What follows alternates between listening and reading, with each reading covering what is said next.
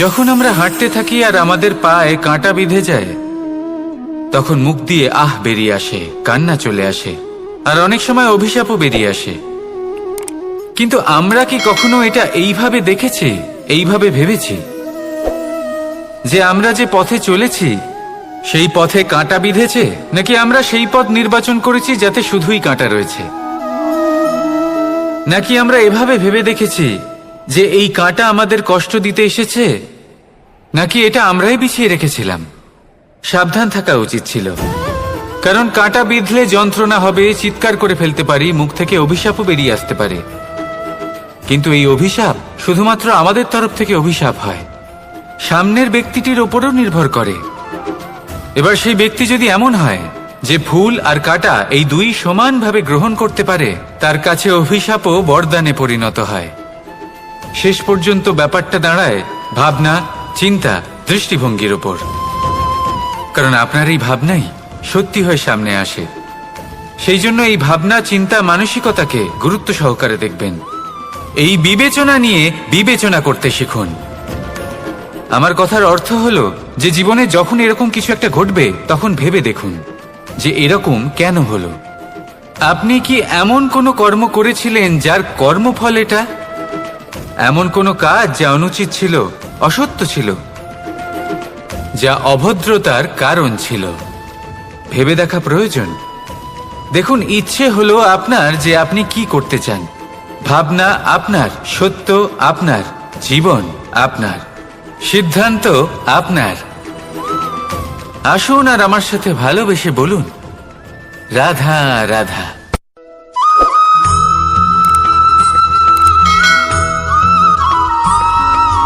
ভগবান প্রত্যেক কঠিন পরিস্থিতিতে এই নামই আছে যা আমাদের উপায় দিয়ে থাকে। ব্যক্তি যান, ভগবানের পুজো করেন, আরাধনা করেন, ব্রত পালন করেন, মন্দিরে যান, পুজো পাঠ করেন, ভগবানকে জাগিয়ে তোলেন। আর তারপর শুরু হয় সমস্ত প্রশ্ন। হে ভগবান, আমার সাথে এরকম কেন হচ্ছে? কেন আমারই জীবনে এত দুঃখ আছে? আমি কিভাবে এর সম্মুখীন হব? আমাকে কেন এত কষ্ট ভোগ করতে হচ্ছে? হে ভগবান, আমি কি করব? আমাকে সাহায্য করুন, কোনো রাস্তা দেখান।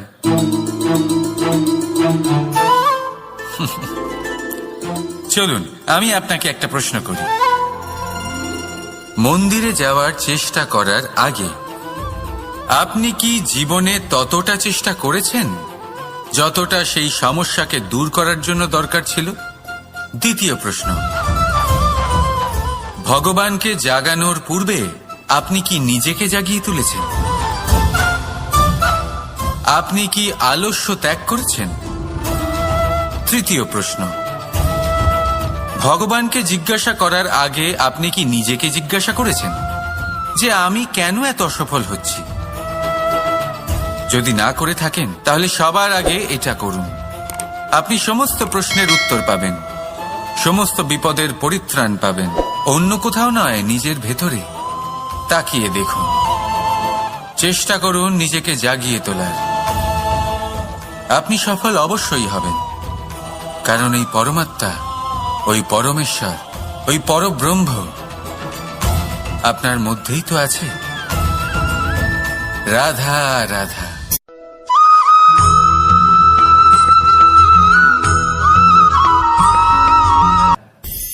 দৃষ্টি আর দৃষ্টিভঙ্গি, এই সমগ্র লীলা হলো এই দুইয়ের। বিচিত্র হতে পারে, কিন্তু এটাই সত্যি। এবার আপনাকে একটা উদাহরণ দিয়ে বোঝাই। অনেক সময় আপনি কোনো ব্যক্তিকে এটা বলতে শুনবেন যে আমি আমার নিজের উপরে গর্ব করি, আমি নিজেকে নিয়ে গর্ব করি, আমি খুব ভালোভাবে আমার মা বাবার সেবা করি, ওনাদের আমি সবসময় সুখী রাখি, ওনাদের আমি একটা বাড়ি দিয়েছি, সকল সুখ সুবিধা দিয়েছি, ওনাদের জীবনে প্রত্যেক জিনিস দিয়েছি আর দেব যা তাদের প্রয়োজন। এবার আমাকে বলুন যে আপনি কে হন? আপনি হলেন সেই বীজ যা আপনার মাতা পিতা রোপণ করেছেন। আপনার মা বাবাই আপনাকে এই সংসারে জন্ম দিয়েছেন। এবার এইসব কথার কি তাৎপর্য? এই হলো সেই ব্যক্তির দৃষ্টিভঙ্গি। এবার দেখা যাক এই প্রকৃতি আমাদের কি শেখায়। কখনো কোনো গাছকে দেখবেন, যখন সেই গাছে ফল আসে, সে মালিকে এটা বলে না যে দেখো আমি তোমাকে ফল খেতে দিচ্ছি। সেই বৃক্ষ এটা বলে না যে দেখো আমি তোমায় আহার করতে দিচ্ছি, কারণ ও জানে যে এটা হলো সেই মালির পরিশ্রম, এটা হলো তারই কর্মের ফল, আর এটা তারই পাওয়া উচিত। সে বলে যে তোমার জিনিস তোমাকেই অর্পণ করলাম, এ আমার জিনিস নয়। ও জানে সেই মালির গুরুত্ব আসলে কি, এটা হলো তার দৃষ্টিভঙ্গি। সেই জন্য আপনি জীবনে কোন ব্যক্তির মধ্যে, কোন পশু পাখির মধ্যে, কোন প্রাণীর মধ্যে, কোন পরিস্থিতিতে, কোন আবেগের মুহূর্তে কি দেখতে পাচ্ছেন, সেটা আপনার দৃষ্টিভঙ্গির উপরে নির্ভর করছে। তাই নিজের মনে ধনাত্মক ভাব জাগ্রত করুন, শুভ চিন্তা নিয়ে আসুন। এই ভাবনাই সত্য হয়ে সামনে আসবে। এই দৃষ্টিভঙ্গি এমন হয়ে যাবে যে আপনার জীবনে সবকিছুই শুভ হবে। তাহলে আসুন আর আমার সাথে ভালোবেসে বলুন, রাধা রাধা।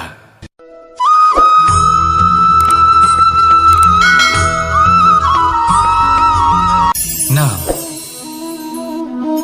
জন্মগ্রহণের পর মানুষের জন্য এই নাম অত্যন্ত গুরুত্বপূর্ণ হয়। মাতা, পিতা, পুরোহিত সকলেই সেই অক্ষর খুঁজতে শুরু করেন যা দিয়ে আপনার নাম শুরু হবে। কিন্তু নাম আর রাশি এক হয়ে গেলেই কি সব কিছু ঠিক হয়ে যায়? কখনোই নয়, কারণ আপনার কর্মই হলো সব থেকে গুরুত্বপূর্ণ, আর কিছুই নয়। দেখুন, এই নিয়তিও আপনার কর্ম অনুযায়ী আপনার ভবিষ্যৎ সুনিশ্চিত করে। যদি আপনাকে উদাহরণ দিই, তাহলে ভাবুন, একদিকে ছিলেন রাম আর অন্যদিকে রাবণ। দুজনেরই নাম শুরু হয় র দিয়ে, কিন্তু একজন পেলেন এক ভয়ানক পরিণতি, আর অন্যজন সমগ্র সংসারের মনে চিরস্মরণীয় হলেন। তাহলে মনে রাখবেন, নাম নয়, কর্মই হলো শ্রেষ্ঠ। আর যদি তা শ্রেষ্ঠ হয়, তাহলে আপনার নাম এমন স্থানে পৌঁছবে যা সংসারের কেউ মুছে ফেলতে পারবে না। তাহলে আসুন আমার সাথে ভালোবেসে বলুন, রাধা রাধা।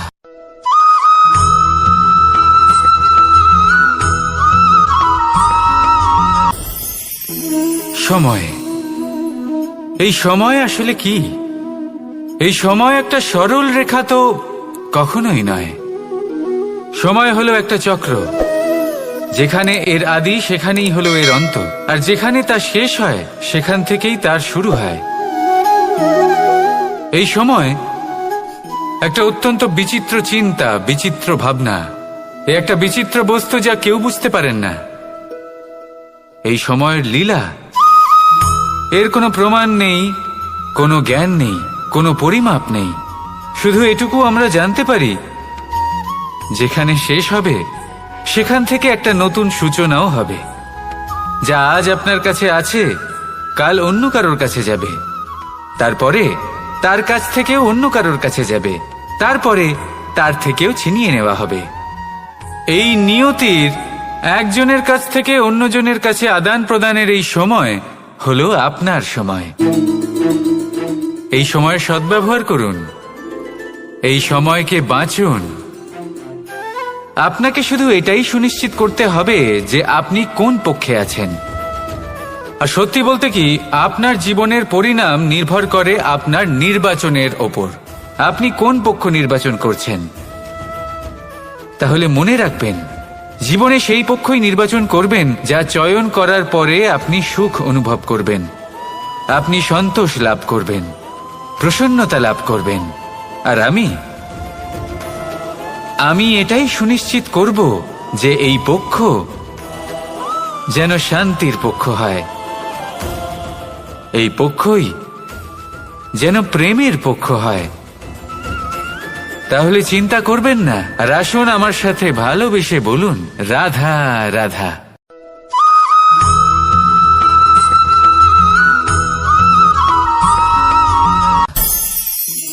অনেক সময় যখন আমরা কর্ম করি, সাফল্য লাভ করি, কঠিন পরীক্ষায় উত্তীর্ণ হই, বড় কাজ করি, আমাদের মনে হয় এই সংসার আমাদের একটু প্রশংসা করুক, ভালো লাগে। অনেকবার মনে হয় এটা হলো আমাদের কর্মের ফলই বটে, আমরা আনন্দ পাই। কিন্তু যখন আমরা এই প্রশংসা পাই না, তখন কি হয়? আমরা দুঃখী হয়ে যাই, ভেঙে পড়ি। মনে হয় যেন আমার জন্য কেউ চিন্তাই করে না। এমন মনে হয় যেন আমাদের আনন্দে অন্য কেউ আনন্দই পায় না। অনেক রকম ভাবনা আসে। কিন্তু আমি আপনাকে একটা প্রশ্ন করতে চাই, আপনি যে কাজই করেন না কেন, যে কর্মই করেন না কেন, তা কি শুধুমাত্র প্রশংসার জন্য করেন? যদি এরকম হয়ে থাকে তাহলে সেই ভাবনা এক্ষুনি ত্যাগ করুন, কারণ এই প্রকৃতি আমাদের অন্য শিক্ষা দেয়।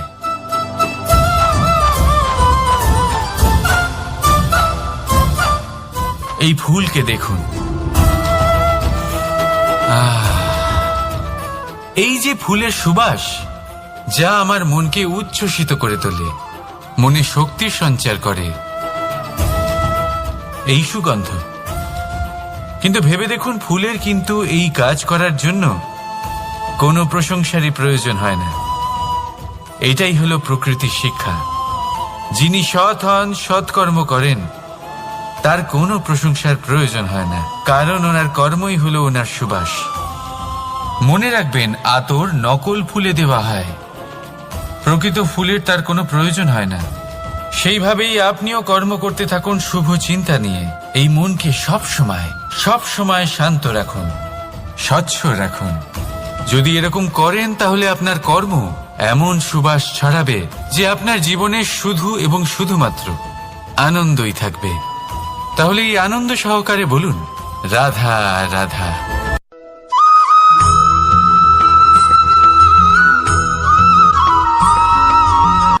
কর্ম এবং ফল দেখতে গেলে এই সমস্ত ব্রহ্মাণ্ড এই দুইয়ের মাঝেই স্থির হয়ে আছে।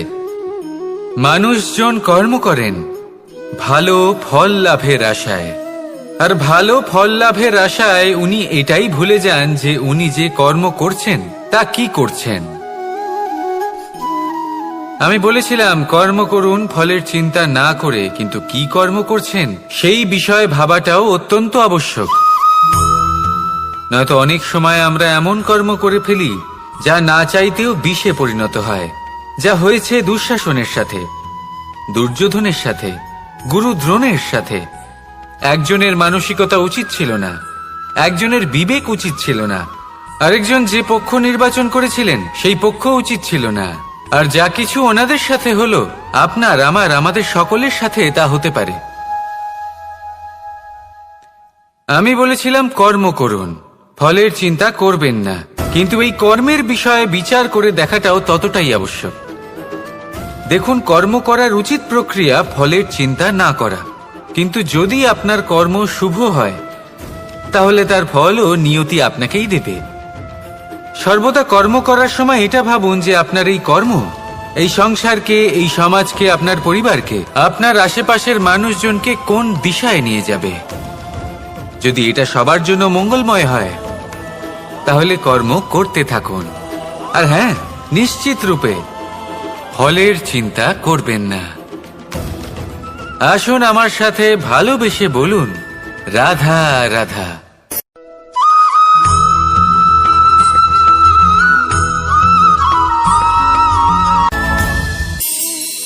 এই সংসারে এমন কোনো পর্বত নেই যা এতটাই উঁচু যে মানুষ তার শিখরে পৌঁছতে পারবে না, তাকে অতিক্রম করতে পারবে না।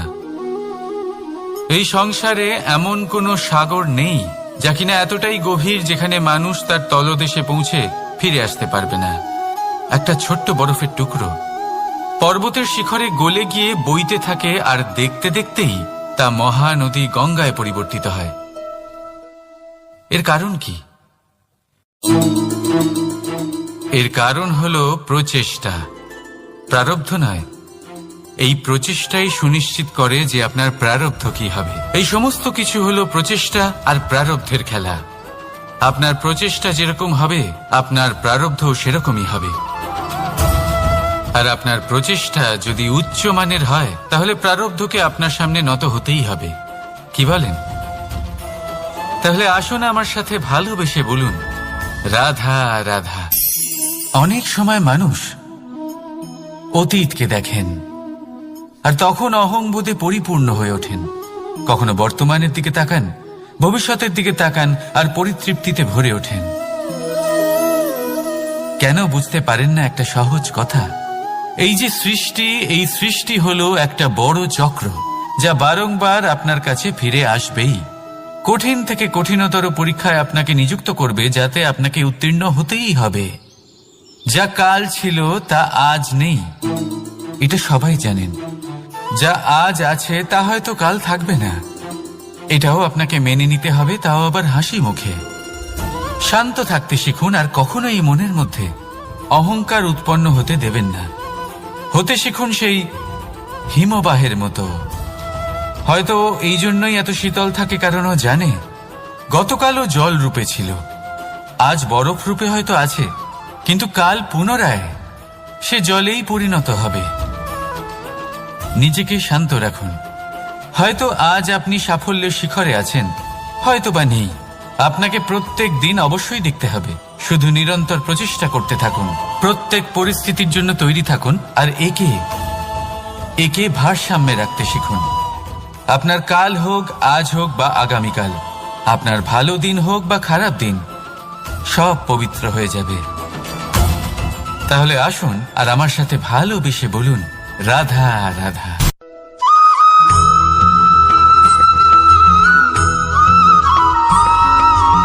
প্রতিশোধ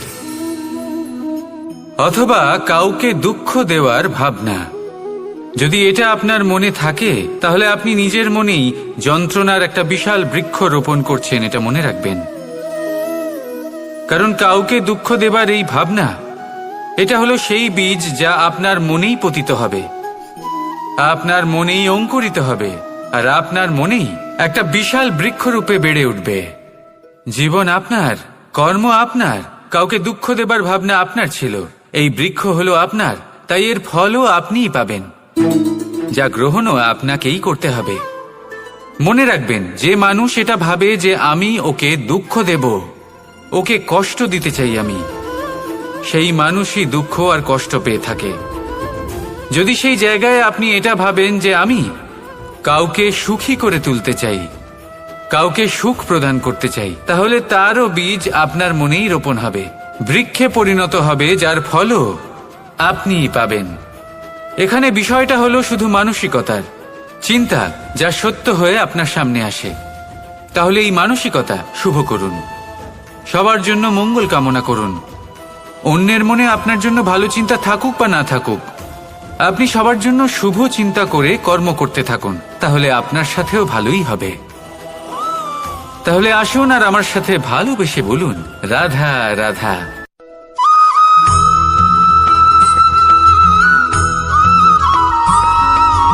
দোল উৎসবে এই সমগ্র সংসার রং নিয়ে খেলা করে, কিন্তু এই রঙের সারমর্ম এই সংসার কি জানে? কখনো দেখেছেন একটা চিন্তিত মুখ শুধুমাত্র রঙের স্পর্শ পেয়ে আনন্দিত হয়ে ওঠে? দোলে আমরা কি করি? পুরাতনকে ত্যাগ করি আর নতুনকে স্বাগত জানাই। শিশিরকে বিদায় জানিয়ে এক নতুন ঋতুকে আগমন জানাই। দুশ্চিন্তা দূর করে আসার নতুন রঙে রঙিন হয়ে ওঠা, নিজেকে আনন্দিত করা, এটাই তো হলো দোল। এবার দোলের একটা ব্যাপার আছে, দুটো রঙে একসাথে রঙিন হওয়া যায় না। একটা রং উঠলে তবেই আরেকটা রং লাগা সম্ভব। আরো একটা প্রশ্নও রয়েছে, কোন রংকে তুলে দিয়ে কোন রং মাখানো যেতে পারে? যদি আপনাকে উদাহরণ দিই, লোভের এই রং, তা যতক্ষণ লেগে থাকবে আনন্দের রং লাগতে পারবে না, যা হয়েছিল দ্বারকাবাসী এবং সামন্তক মণির মধ্যে। ভ্রান্তির রং যতক্ষণ লেগে থাকবে সত্যের রং লাগতে পারবে না, যা হয়েছে রুক্মিণীর সাথে। আর হিংসার এই রং যতক্ষণ লেগে থাকবে প্রেমের রং ততক্ষণ লাগতেই পারবে না, যা হয় আপনার আমার সবার সাথে। তাহলে আসুন একসাথে মিলে দোল পালন করি এবং সবকিছুর উপরে বিজয় লাভ করি। অন্ধকারের স্থানে আলোর, ভ্রান্তির স্থানে সত্যের, হিংসার স্থানে প্রেমের, আর লোভের স্থানে আনন্দের এই সুন্দর রং মাখাই। শত্রুতা, ঘৃণা, হিংসা এই সব কিছু ত্যাগ করি আর সকলের সখা হয়ে উঠি। আর ভালোবেসে বলি শুভ দোল। হ্যাঁ, ওটা তো আমরা অবশ্যই বলবো, রাধা রাধা।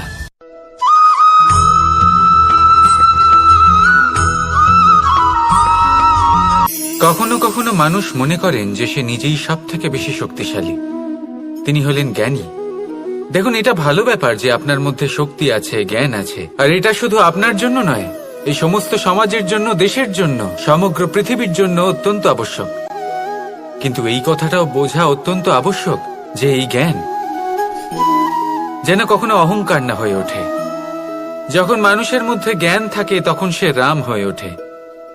রাম, যিনি সমুদ্রের বুকে সেতু বানিয়েছিলেন, বানর সেনার দ্বারা রাক্ষস রাজকে পরাজিত করেছিলেন, আর চিরকালের জন্য সবার কাছে আদর্শ হয়ে উঠেছিলেন। আর যদি মানুষের মনে অহংকার জন্মায় তাহলে সে রাবণ হয়ে ওঠে। দেশে বিদেশে যতই খ্যাতি থাকুক না কেন, সে রাক্ষস হয়ে ওঠে, নিজের সাথে সাথে সমস্ত কুলের বিনাশ করে বসে। এবার জ্ঞান নাকি অহংকার, আপনার কি চাই সেই সিদ্ধান্ত আপনার, আর আপনার এই সিদ্ধান্তই নিশ্চিত করবে যে আপনার কর্ম কি হবে, আর আপনার এই কর্মই নিশ্চিত করে দেবে আপনার প্রারব্ধ কি হবে। তাহলে শুভ কর্ম করুন আর আমার সাথে ভালোবেসে বলুন, রাধা রাধা।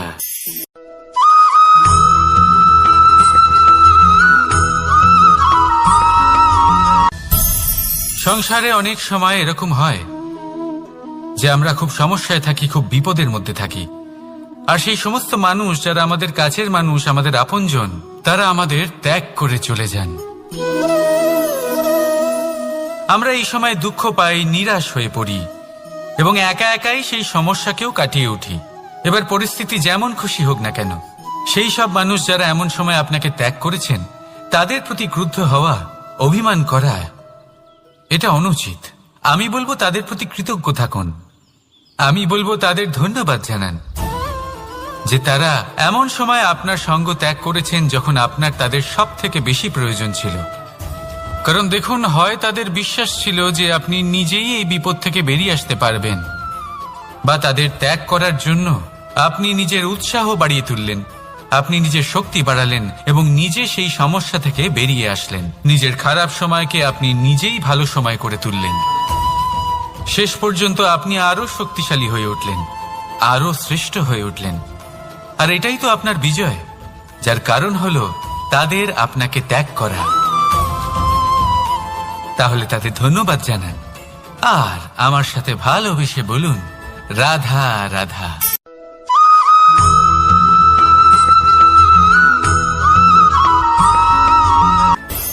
সুখ আর অভিজ্ঞতা, এই দুই জীবনে একসাথে কখনোই আসে না।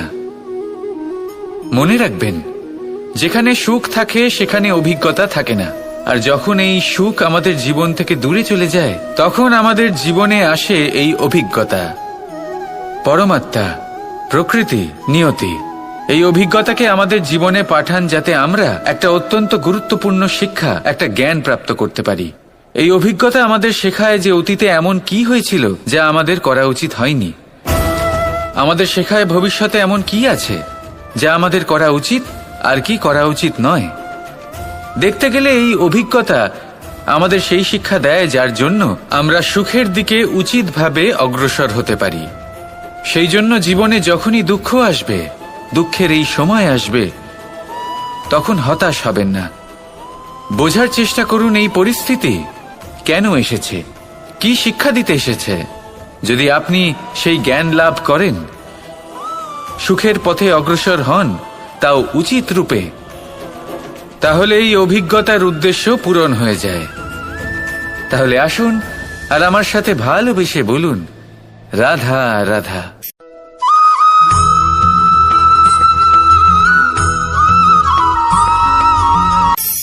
ধন, ধন হলো কারোর জন্য মোহ, আবার কারোর জন্য মায়া। কারোর জন্য হয়তো ভাগ্য, আবার কারোর জন্য কর্মের পারিশ্রমিক। দেখতে গেলে এই ধন হয়তো সবার জন্যই অত্যন্ত প্রয়োজনীয় হয়ে থাকে। সেই জন্যই তো মানুষ নিজের সমস্ত জীবন অতিবাহিত করেন এই ধন অর্জন করার জন্য। অনেক মানুষ এমনও হয় যাদের সমস্ত জীবন এই ধন অর্জন করতেই কেটে যায়। প্রত্যেক মানুষই চেষ্টা করেন যেন তিনি ধনী হন, যত সম্ভব বেশি ধন অর্জন করতে পারেন, সম্পন্ন থাকতে পারেন। আর তা হবে নাই বা কেন? কারণ এটাই হলো এমন এক বস্তু যা আদান প্রদান এমন নানান কাজে আসে। চেষ্টা তো সব মানুষই করেন, ধন অর্জন সব মানুষ করতে পারেন না। কারণ হলো এটাই যে মানুষ ভাবেন যে তার কাছে কিছু ধন এলে তারপর তিনি কিছু করে দেখাবেন, আর ধন ভাবে যদি এই মানুষ কিছু করে দেখান তাহলে আমি তার কাছে আসব। সেই জন্য কিছু করে দেখান, এমন শ্রেষ্ঠ কাজ করে দেখান যাতে ধন নিজেই আপনার কাছে ছুটে আসে। যদি আপনি ধন লাভের আশায় ছোটেন তাহলে আপনি নিজের সন্তোষ ভাব হারিয়ে ফেলবেন, কিন্তু এই সম্পত্তি যদি আপনার কাছে ছুটে আসে তাহলে আপনাকে মহান বলা হবে। সেই জন্য কাজ করুন, শ্রেষ্ঠ কাজ করে দেখান, দেখবেন এই ধন ফলস্বরূপ আপনার কাছে আসবেই আসবে। তাহলে আসুন আমার সাথে ভালোবেসে বলুন, রাধা রাধা।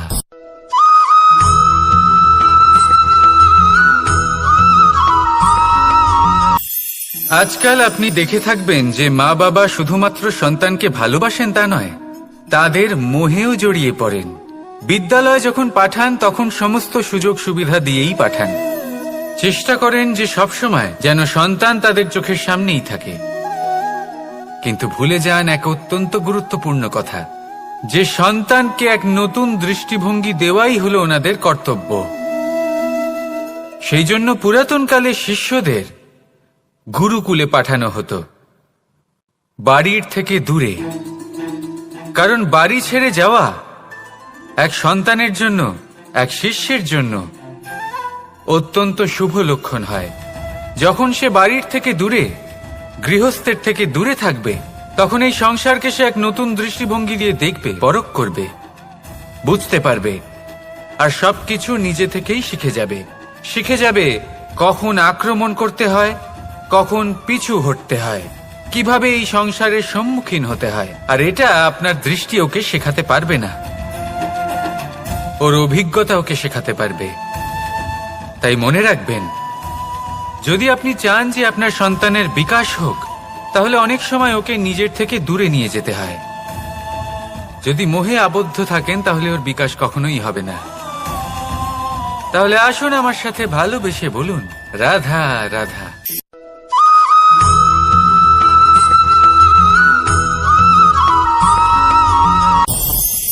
আমাদের মনে সবসময় একটা প্রশ্ন এসেই থাকে, এই জীবন যা কিনা ঈশ্বর আমাদের দিয়েছেন, একটা জীবন। ঈশ্বর এক আত্মা দিয়েছেন পৃথিবীতে বাঁচার জন্য। যতদূর আমরা জানি আমাদের কাছে একটাই জীবন রয়েছে। আমরা ভাবি এই জীবন গুছিয়ে কিভাবে রাখা যায়। প্রত্যেক মানুষ ভাবেন যে আমি কি করি যাতে এই জীবনকে গুছিয়ে রাখা যায়, কিরকম কর্ম করব, কিরকম পুণ্য করব, কি ধরনের শাস্ত্র পড়ব যাতে আমি সেই জ্ঞান অর্জন করি যাতে জীবনটা সুন্দর করে তুলতে পারি।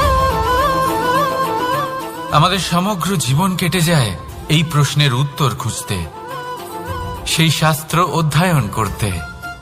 এমন অনেক মানুষ তাও বুঝতে পারেন না।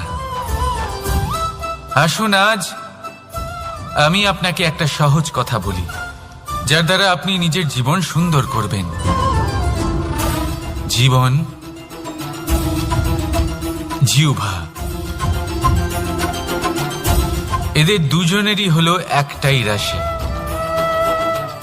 জিহ্বা অর্থাৎ আপনার কথা, এই কথাকে সংযত রাখুন, একে সুন্দর করে তুলুন, মধুর কথা বলুন, যতটা সম্ভব একে নিয়ন্ত্রণে রাখুন, আপনার জীবন সুন্দর হয়ে উঠবে। কারণ এই শব্দ হয় অত্যন্ত শক্তিশালী। এটা হলো এমন এক বন্ধন যা আপনার সামনের মানুষকে আপনার ব্যক্তিত্বের সাথে জুড়ে দিতে পারে। তাই এই শব্দ সংযত রাখুন, একে সুন্দর করে তুলুন। আপনার জীবন আপনা থেকেই সুন্দর হয়ে উঠবে। আর আসুন, এই মধুর সুন্দর অনুভূতি দিয়ে বলুন, রাধা রাধা।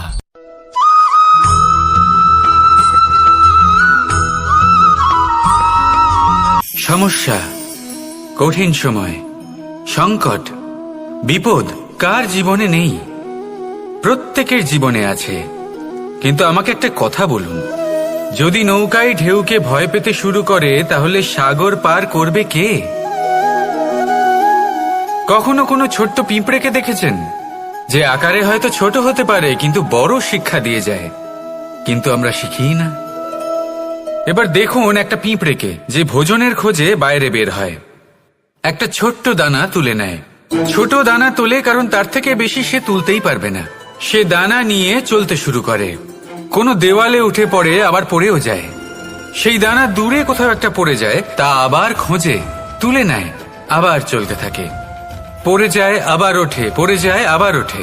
সেই দানাটা রেখে দেয়, আবার বেরিয়ে পড়ে ভোজনের খোঁজে। পরিশ্রম করতে থাকে কিন্তু হার মানে না। এই শিক্ষাই তো আমাদের প্রাপ্ত করতে হবে। নিরন্তর পরিশ্রম আর নির্ভীক হয়ে কর্ম করে যেতে হবে।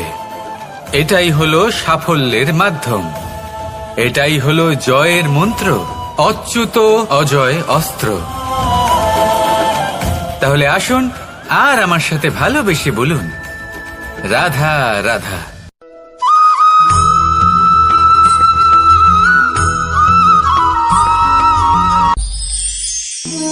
জীবন, এই জীবন আসলে কি?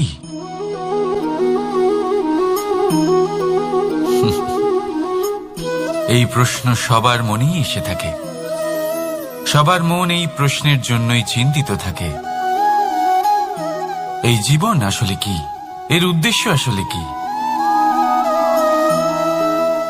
কি করা যেতে পারে এই জীবনে? এই জীবন কি কিছু পাওয়ার, নাকি এই জীবন কিছু হারাবার? এই জীবন কি আসলে সেটাই যেখানে আমাদের পরমাত্মার খোঁজ করা উচিত, নাকি আমাদের ধাবিত করা উচিত নিজেদের স্বপ্নের লক্ষ্যে? এই জীবন আসলে কি? এই জীবন আসলে অত্যন্ত সরল। এ হলো শান্ত জলের মতো, একটা আয়নার মতো এই জীবন। এই জীবন আসলে ঠিক যেন এক আয়নার মতো। আয়না কি করে? আপনাকে সেটাই দেখায় যা আপনি করে থাকেন। আপনি হাসি মুখে আয়নার দিকে তাকান, আয়না আপনাকে আপনারই মুখ দেখাবে, সেই হাসি সমেত। আপনি রেগে গিয়ে আয়নার দিকে তাকান, আয়না আপনাকে সেটাই দেখাবে।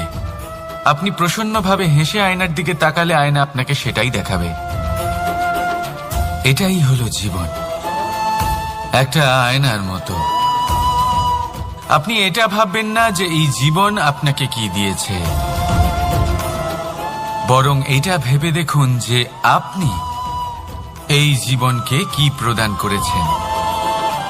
যদি আপনি এই জীবনকে সুখ প্রদান করেন, আনন্দ দিতে পারেন, ভালোবাসা দিতে পারেন, তাহলে এই জীবনও আপনাকে সুখ, আনন্দ আর ভালোবাসাই দেবে। তাহলে আসুন এই সুখ, আনন্দ আর ভালোবাসা দিয়ে বলুন, রাধা রাধা।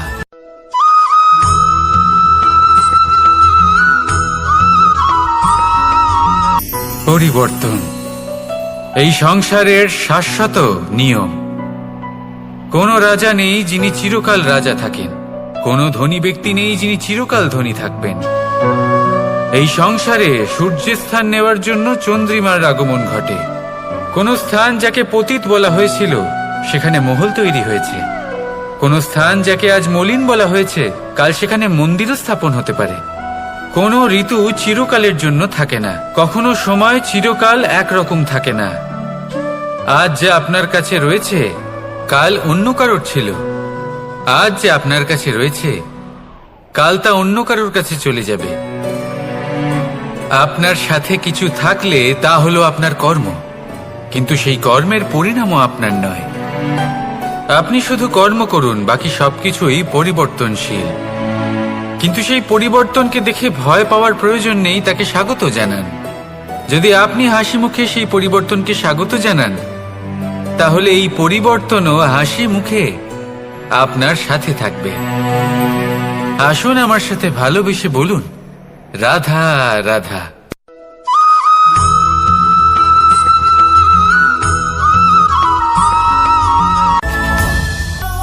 ধরিত্রীর বুকে গজিয়ে ওঠা এই দুব্ব ঘাস দেখেছেন? দুব্ব ঘাস, যা আমাদের পাকে শীতল রাখে। এতে যদি বসেন তাহলে মনে হবে নরম কোথাও বসে আছেন। এত ছোট হলেও কিন্তু এর মধ্যে গুণ আছে অনেকগুলি, আর যতটা ছোট এটা ততটাই বড় শিক্ষকও। কিভাবে? ভাবুন, পাতা ঝরার মরশুমের পরে সমস্ত পাতা একত্রিত হয়ে থাকে। একটা ছোট ফুলকি সবাইকে জ্বালিয়ে দিতে পারে, সমস্ত পাতা পুড়ে ছাই হয়ে যায়। কিন্তু এই ঘাসের কিছুই হয় না, সে যেমন ছিল তেমনই থাকে। কারণ কি হতে পারে? প্রথম কারণ, এরা ছোট হয়। দ্বিতীয় কারণ, এরা বিনম্র হয়, বড়ই সহজে দমে যায় এরা। তৃতীয় কারণ, এদের মধ্যে নমনীয়তা থাকে। আপনিও নিজেকে এরকমই বানিয়ে ফেলুন। কখনো নিজেই নিজেকে কারোর থেকে বড় মনে করবেন না। নিজের এই মনকে বিনম্র রাখুন। এবং সব থেকে বড় কথা, নিজের এই মনে সহানুভূতি, প্রেম আর বিশ্বাসের নমনীয়তা বজায় রাখবেন। যদি এরকম করতে পারেন তাহলে জীবন সবসময় সুখে কাটবে। রাধা রাধা।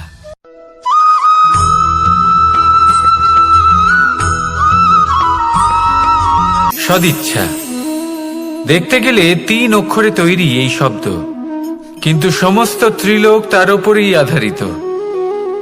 আপনি এই সংসারে এসেছেন, তখন অবশ্যই শ্বাস নেবেন, কিন্তু তার বদলে আপনাকে কিছু তো দিতেই হবে।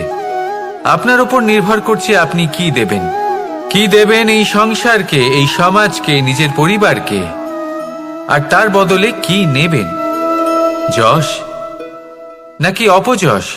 দেখুন, এক ছিল রাবণ, যে কিনা সমুদ্র পার করল সীতাকে অপহরণ করার জন্য, আর এক ছিলেন রামচন্দ্র, যিনি সমুদ্র পার করেছিলেন, সেতু বানিয়ে গিয়েছিলেন সীতাকে ফিরিয়ে নিয়ে আসার জন্য। দুজনেই সমুদ্র পার করেছিলেন, শুধু পার্থক্য ছিল সদিচ্ছাকে বোঝার লক্ষ্যের। অনেক মানুষের যাত্রা একরকম হতেই পারে, কিন্তু আনন্দ তখনই লাভ করবেন যখন লক্ষ্য শুভ হবে, মহান হবে। এই লক্ষ্য দিয়ে এই সংসারের কল্যাণ হবে এবং মানুষের সম্মান হবে। যদি আপনার সংকল্প উচিত হয়, তাহলে আপনার লক্ষ্য উচিতই হবে, নয়তো শুধুমাত্র বিনাশ হবে। আর উচিত এটাই হবে যে বিনাশের হাত থেকে যেন নিজেকে বাঁচানো যায়, কি বলেন?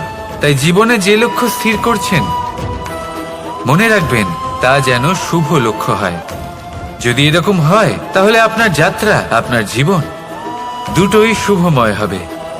আসুন আর আমার সাথে ভালোবেসে বলুন, রাধা রাধা।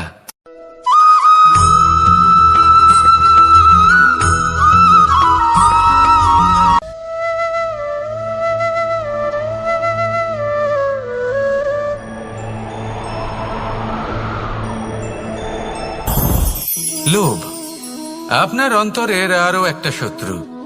দেখতে গেলে এটা একটা শব্দ, একটা সংস্কৃত শব্দ, লব ধাতু থেকে উৎপন্ন হয়েছে। এর অর্থ কিছু লাভ করা।